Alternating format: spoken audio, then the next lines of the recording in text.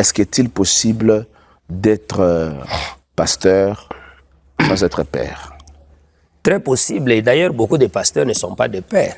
Oh, ça devient sérieux là. Oui, beaucoup de pasteurs ne sont pas des pères. Okay. Dieu a enseigné à Abraham d'abord ce qu'Abraham doit être en tant que père. Okay. Pas d'abord ce qu'il doit faire par rapport à la nation. Par rapport à la nation. Or, nous, les pasteurs, nous sommes beaucoup intéressés par ce que l'Église doit faire, par ce que les enfants doivent faire, que par ce que d'abord Dieu veut voir en nous.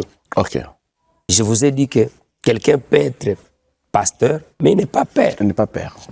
Parce qu'un père a des qualités qui font de lui un père. Ce n'est pas seulement l'enseignement. L'enseignement, c'est parmi les qualités, c'est parmi les points qu'on doit trouver dans un père. Mais il n'y a pas que ça. Il y a d'abord le cœur, il y a d'abord l'amour, il y a d'abord l'exemplarité, il y a la pureté. C'est ça qui fait de quelqu'un un père. Si on est les pasteurs qui fait que prêcher, on ne peut pas faire des fils en prêchant.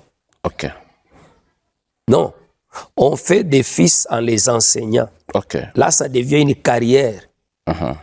Paul dit à Timothée, 2 Timothée chapitre 1, 2, il dit, sitôt verset 2, ce que tu as appris de moi en présence de plusieurs témoins, enseigne-les aux autres fidèles et capables aussi de le transmettre. Ça veut dire, vous dites que vous êtes un père, mais d'abord ne fût-ce que vos collaborateurs, vous ne connaissez pas chez eux.